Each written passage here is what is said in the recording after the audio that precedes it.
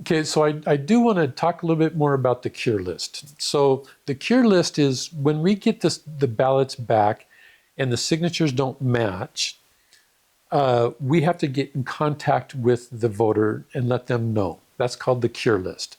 And we reach out to them through email, through letters, and phone calls.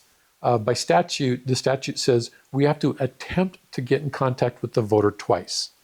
In Utah County, we put together a database where we log 5 times. It's usually an email, a letter, and 3 phone calls trying to get a hold of them. And also the statute says that, so we have this cure list. If a candidate reaches out to us, the county clerk may give them the cure list. And I've taken the stance that if any candidate reaches out to us, I'm going to give them the cure list as fast as possible, because if they can help us cure those ballots, I'm all for it. And during the campaign season for the convention, my opponent accused me of treating 2 different candidates differently when it came to the cure list that were running for the same office. And that was a shock to me. So I went back to my records and I looked up every request for a cure list that I received, and I responded as quickly as possible for those. The longest wait was on, it was like election or day after election. The request came in after 5 o'clock, and I was down in the ballot processing center. And then I came up to my office at like 8 o'clock and saw that I'd gotten a request, and I sent it off immediately. So that was like the longest time period between a request and sending them off, because I was dealing with handling the election process. And so that was proven to be a false allegation. And because that means a lot to me to get those cured. And part of the process that is really disheartening for the by-mail balloting process is those signature verification. So in the presidential election, there were 20,606 ballots that did not get cured.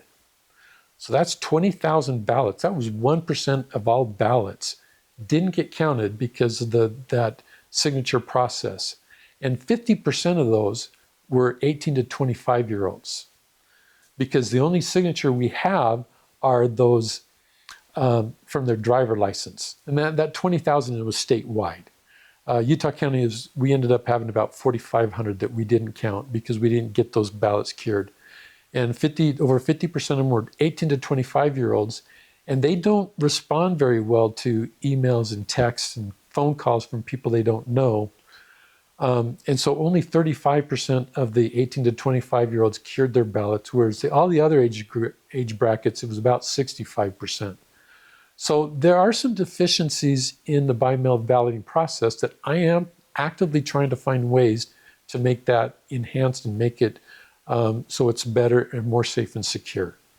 And so I think it's important that I interact and let this data known to our legislators so that they can work with me to enact better legislation.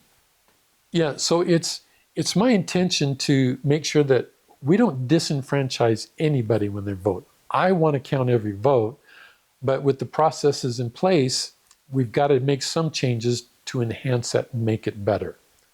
And that part is looking at things the way they are and not just sitting behind a desk dotting I's and crossing T's. We've got to, the county clerk, especially the county clerk of the second largest county in Utah, we have to be involved with our legislators. And so I believe it's not my job just to sit behind the desk. And so I think it's the responsibility of the larger county clerks to look at what's happening and get behind our legislators and try to find ways to make it better, and not just do their job, but to kind of reach out and make things better, more safe and secure, because that is my job. And I'm doing it for the voters. I'm doing it for you, and not just to get a paycheck. I'm many times, if you drive by the county buildings and look up on the 3rd floor at 6 o'clock, 7 o'clock, 8 o'clock, you'll see my light on.